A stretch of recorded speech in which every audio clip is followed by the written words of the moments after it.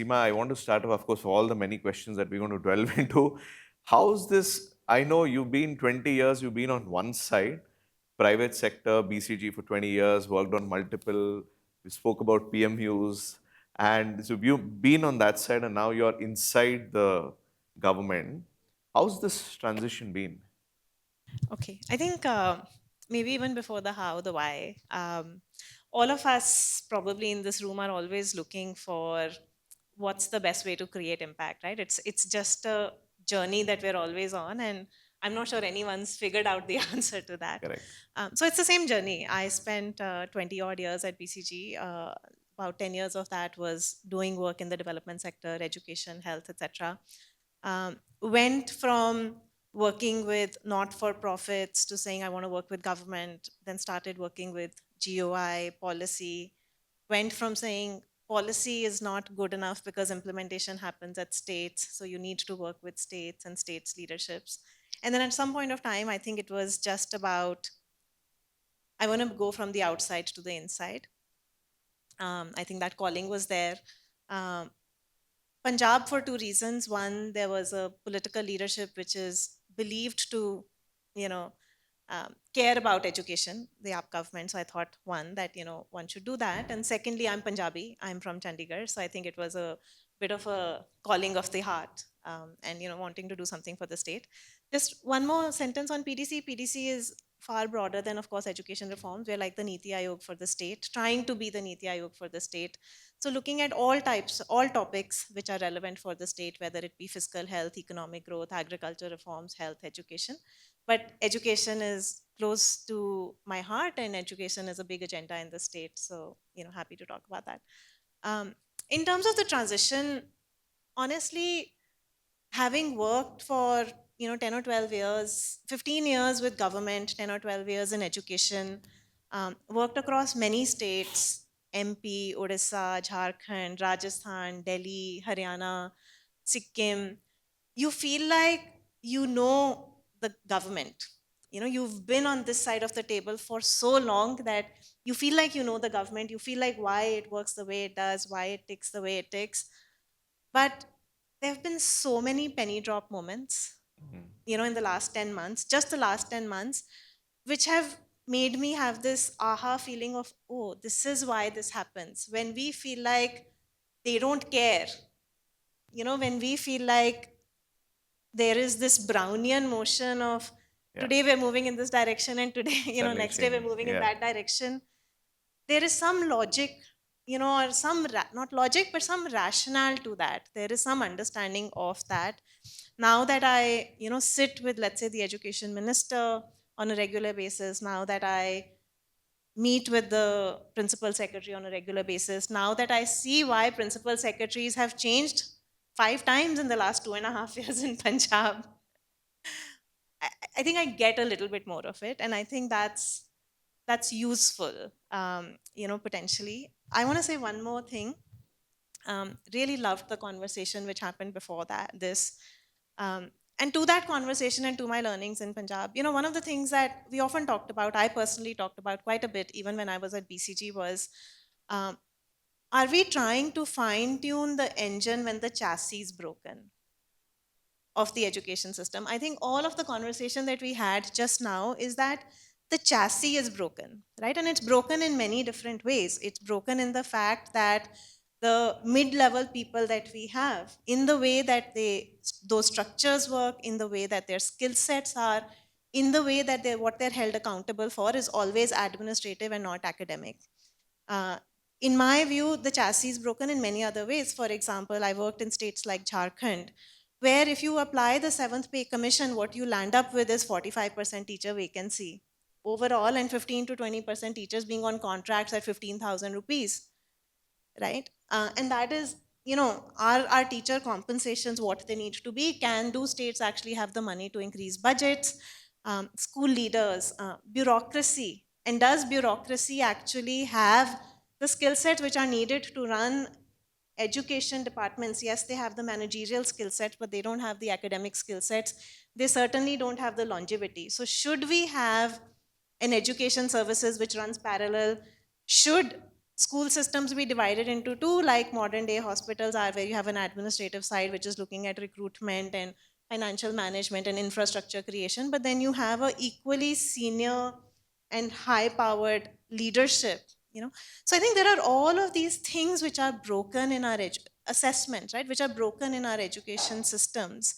But I also find that we as civil society majority of the time work on the fine tuning parts of it. We work on academic reforms, we work on textbooks, we work on teacher training at the grassroots level, we work on FLN initiatives. But how will an FLN initiative be successful when you have 60% teacher vacancy in some states and you don't have mid-level capacity and you have all of these, you know? And my learning from not just Punjab but other states is that that is not going to happen on its own. So if we sort of say we will continue to work on fine tuning the engine in terms of academic reforms and, you know, trainings and this and that, but somehow the system will figure out how to fix its broken chassis, it's not going to happen. It is definitely not going to happen at the state level. The state political leadership, for the most part, and definitely the state bureaucracy, does not have either the wherewithal or the confidence to do these reforms on their own. There is no principal secretary, and I'd love to hear your views later. There's no principal secretary who's going to say, I'm going to fundamentally go against Seventh Pay Commission, or I'm fundamentally going to be able to increase the budget of a state to be able to pay the teachers as much as they need to fill vacancies, or have 3x the people at mid levels which are needed, right? I do think these are some of the things that government of India has to do, and they tend to talk about them, like someone said, as policy documents, right, in NEPs. But when it comes to taking some of these bold decisions, forcing the states to some of these bold decisions, hand holding them, giving them the confidence to take some of these bold decisions, that doesn't happen. So the last thing I want to say is that I do think that whether as academicians, researchers, civil society, how do we identify and build a set of organizations which are focusing on what I call fixing the chassis and not just, you know, the fine tuning? I think that is critical and that is missing. We have research, but we don't have the translation of that research into the highest level of advocacy at the GOI level, at a education minister level, at a principal secretary level. Partly because it's a little bit unsexy, I suppose. You know, it's far cooler to talk about learning outcomes and learning enhancements and some of those things, but teacher pay scales, you know, you and I have debated about consolidation of subscale schools, but whatever it is, there needs to be an answer to that, right? Correct, What happens correct. in subscale schools? Most Yeah. states have 30, 40, 50% schools which are two teacher schools. Do we merge them into bigger schools, or do we find a way to bring 5 teachers into those? I don't know. Both of those are big decisions, right? So I do feel that in this room, I would like to put forth a challenge to all of us, that how do we actually help political leadership at the GOI level, secretaries at the GOI level, and at the state levels, education ministers, talk about some of these issues, and not just talk about them as we did in the previous panel, but then also say, what is the solution? Yeah. Changing bureaucrats is a reality of every department.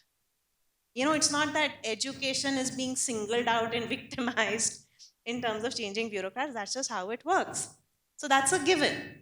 So now, if that is a given, how do we scaffold this system? What is our answer from the outside? And then how do we create advocacy around that? So I raised my hand to ask a question, and I was like, I'm coming up next. So, So I will have the mic.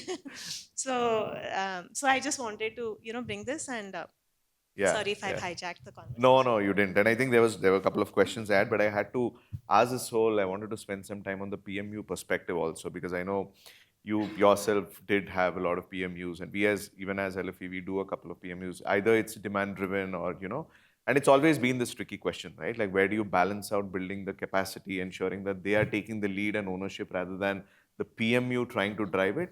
And I think the larger question, of course, is taken, and one of the reflections I think Rishikesh ji was sharing around the whole aspect of how a PMU is not pushing a new thing. To Subhi's point, every time there's a beginning, but there's no continuity or a closure to anything that the governments have started. But to also be really rooted and humble enough to take perspectives of diverse, let it be academia or the civil societies which have been there. So that is definitely a missing point, which even I see nowadays. But I want to get your perspective, because I know you've run PMUs. one from a general, how do you pursue the work of PMU? And I don't know if Punjab government right now is having any PMUs right now, but how did you pursue over the last many years, and pluses, pros, cons? Yeah. Yeah. And I think it's a good question, tough question. My reflection is that at any point of time, I think if you think about a state can probably take on two or three big reforms at best.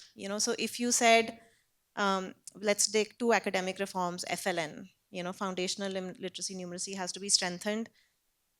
Let's take another academic one. High school education, is poor, doesn't serve to the needs of the people, so we need to bring in more employability skills, vocational skills. Low income people test prep, which is something some of the states are doing. I've seen it in Delhi and Punjab. That's the second academic reform.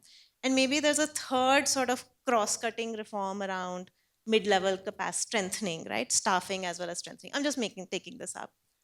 I feel that the way we all work right now, and I'm still putting myself in the outside world and not the inside, that the way we all work is we work even within these in silos and as Yeah, individual organizations. Um, I think the right answer, and I'm starting to see some of this in some states, the right answer is for multiple stakeholders to come together behind one program, right? So if you have an FLN program, there is the role of the organization which is going to do the content development, right? So if Akshara is doing the content development, there is the role for that.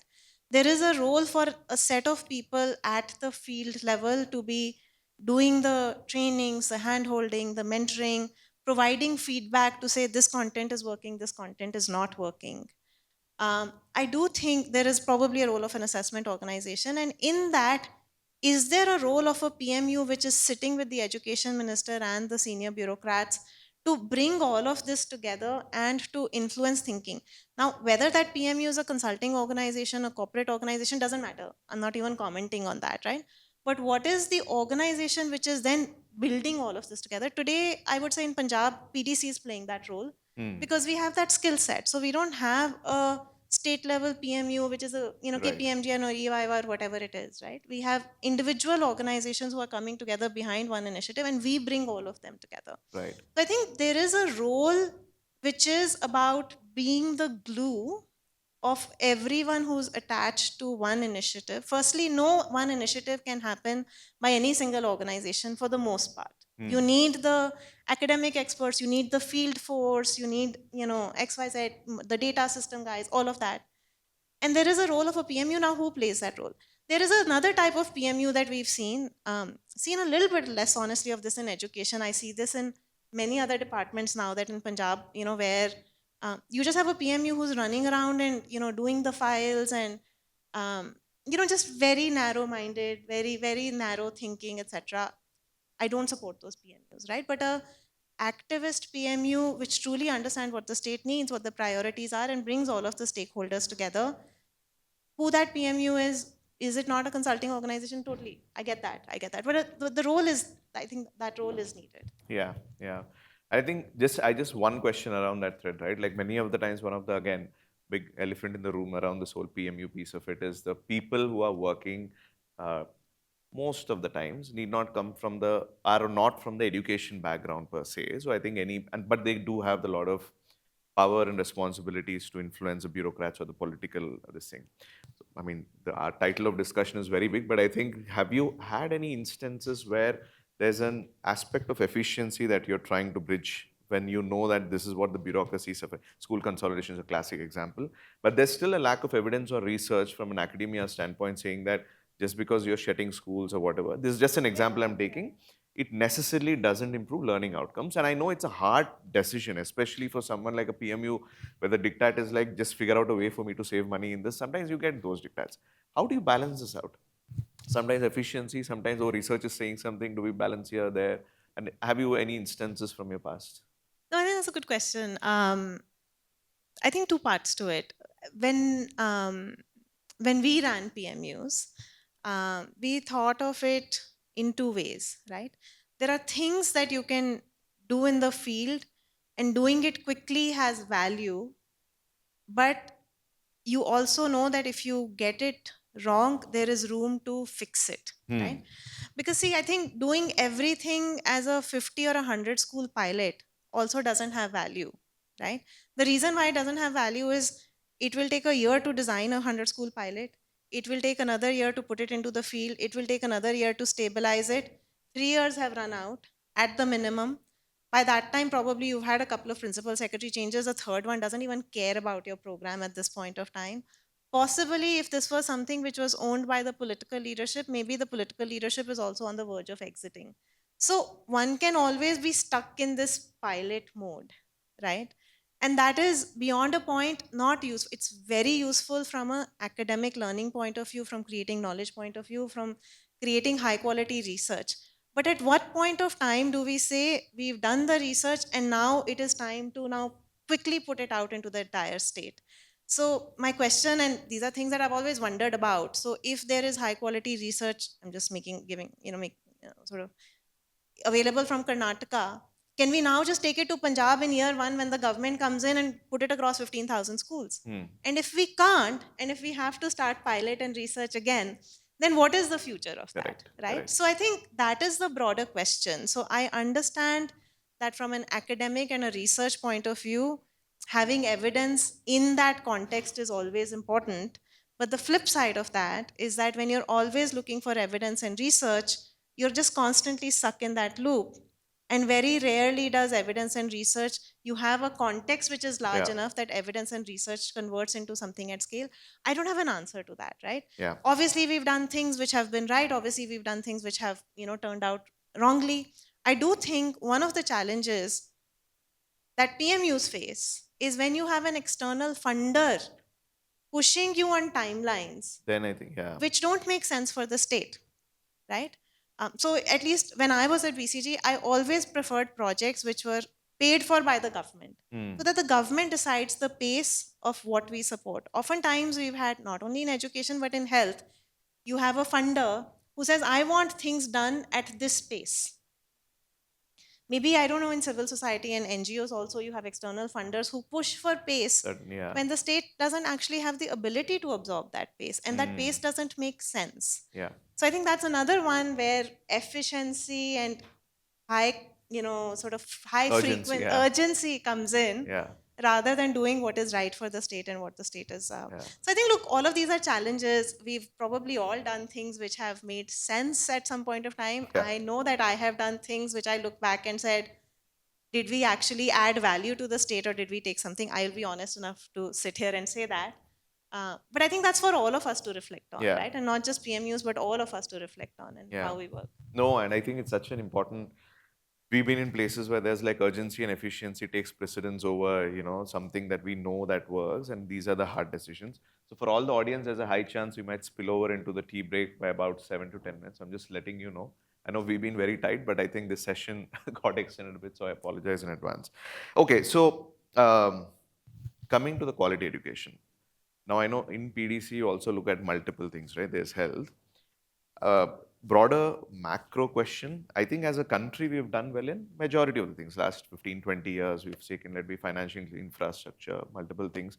But the macro indicators of learning have always been an issue across India. Where are we going wrong? Like at a broad level, what is your perspective now that you've spent so many years both within and outside? And particularly from a Punjab government standpoint, now that you're there, you also get a chance to work closely with the chief minister and other top level bureaucrats. Like, what is your sort of plan to approach this in Punjab? So I think asking where are we going wrong is an unfair question. I think there's enough and more intellectual horsepower in this room to be able to say that. My view is two things. I think one is my learnings from the 5, 6 states was that until we fix the chassis, just learning outcomes are not going to change significantly. Yeah. We will have, we worked very closely with 500 schools and we attained 3% learning improvement. We will have all of that, right? But until you fix the issues of, bureaucratic capacity, mid-level capacity, subscale schools, teacher vacancies, poor accountability mechanisms, just changing the curricula and, Yeah. forcing that into a system which is broken is not going to change learning outcomes. That's one. Secondly, I think at a leadership level in a state, whether it's the political leadership or the bureaucratic leadership, either learning outcomes don't take precedence. It's lip service because of Nipun Bharat, FLN mission, but how many political leaders have I met who genuinely understand what is the challenge on learning outcomes and hence what needs to be done about it, and then can actually take that and sort of say, this is my agenda, this is what I'm going to review? I have not seen many of that. And let's be honest, for the most part, political leaders do determine the course, Yeah. over a 5 years. You might have a great bureaucrat for 1 or 2 years. Sometimes we were lucky, right? I thought we were genuinely lucky in Rajasthan when we had Naresh Gangwar for Gangwar, 4.5 years, and then, who had the eyes of the CM. But that happens very rarely. You might have a Rashmi Shami, an MP who was there for 2, 3 years, but that happens very rarely, right? So I think one is the chassis is broken. The second is getting political leaders either don't understand what learning outcome, poor learning outcomes means, why it happens. And even when they understand it, they don't actually know how to fix it. Right. So one of the things, and bureaucracy is similar, and one of the things that I've felt is that, are we as civil society spending enough time at a state level educating, discussing, brainstorming this, right? So typically, what we've seen is that when civil society gets into states, has MOUs, either there's a lot of time spent at the mid level, SCRT level, but because that political leader is so hard to get to, and that conversation is also very circuitous and difficult, and you have to navigate through many things, most of us shy away from that. Correct. Or we don't have senior enough leadership who can sit across that person and engage with that, right?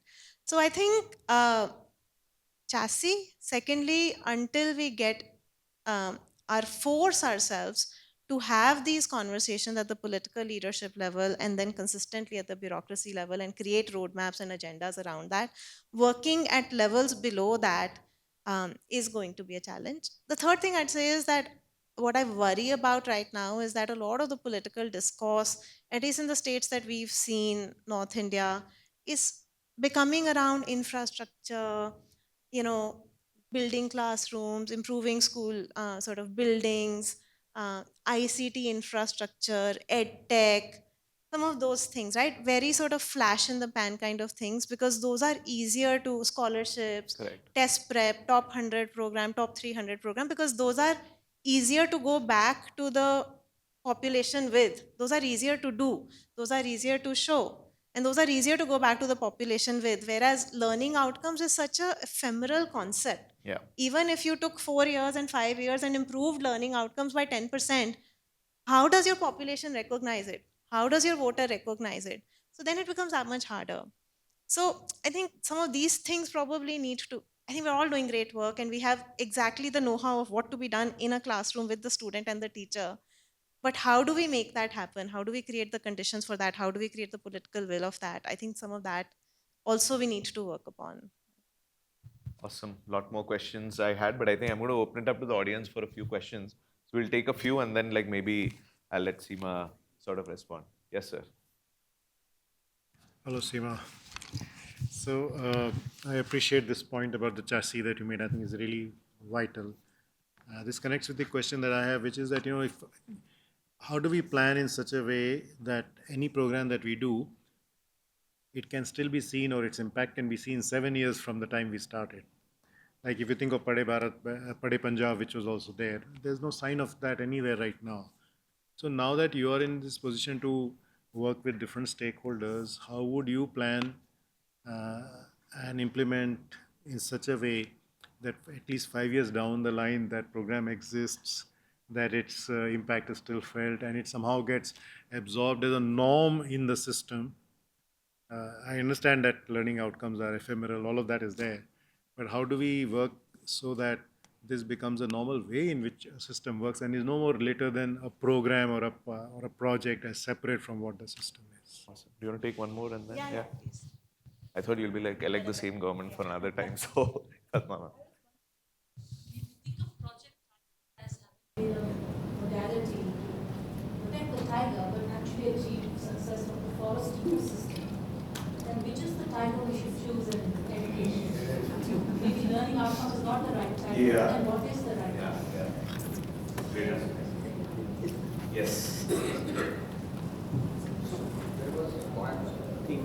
from yesterday also. What is the success factor of the different companies that we are working or we are working with? There are so many stakeholders, but what are the key success factors which are respective to bureaucracy? That is the one. And second thing is that what is the success factor across the political spectrum also? If you want to push these agendas into forward. Awesome. What's the question? I know. When you mentioned Mr. Gangwar and what is happening in Rajasthan, I'm based in Rajasthan, so to very closely follow what's happening in Rajasthan.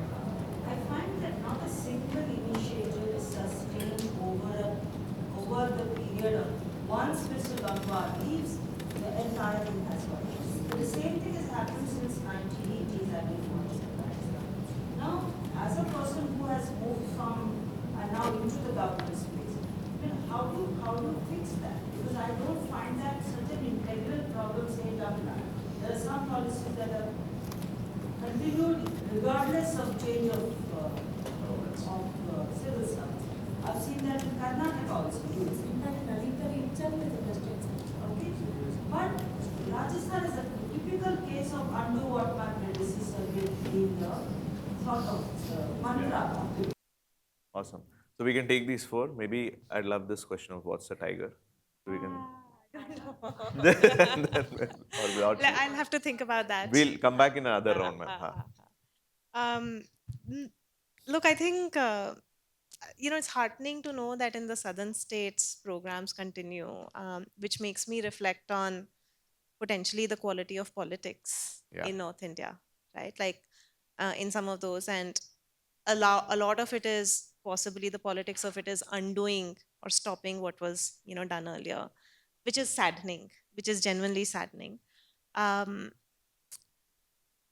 don't have an answer to how do you make sure a program sustains over 7 years. I do think that if we can, I always do think that it's at best it will be 2 steps forward and only one back. So if you take 2 steps forward in 5 years, what the next dispensation is able to come and do is perhaps take only one back and not all of the two back and then go back to zero. I think even if we can get to that point, then there is a net movement forward, right? So in that, I think, how do you get programs to be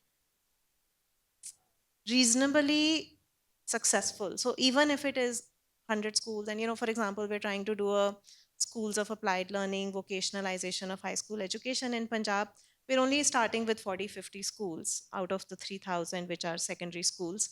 But we're saying if the 50 are widely successful in the next 2-3 years within government resources and within some of the sustainability conditions, that those 50 will continue, and we're able to create enough of a buzz around it, we're able to create enough of a pull around it with parents, etc., then that is one good thing.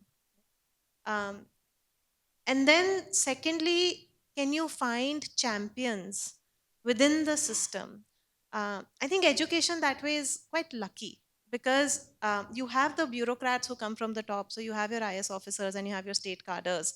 But there's a very large organization which rises from the top. And many of the directors in SCRT and so on and so forth, SSA, etc., will be principals who've actually risen to those positions who are deeply passionate. So can you find internal champions, 2 or 3, and really just groom them and place them such that they're willing to take this forward and do that well in advance of the political dispensation changing, right? So I think if we can work towards those 3 success factors: widely successful, hard; secondly, well known, that this is successful, so why is this being taken away or why is this being dismantled, and internal champions who are willing to champion it, even with the next government and hold it, maybe some of these things will continue. But it is, I think, we keep on saying education reforms are a 20-year journey, but if they're going to get undone every 3 to 5 years, then it becomes a 40-year journey. Yeah. 40-year journey.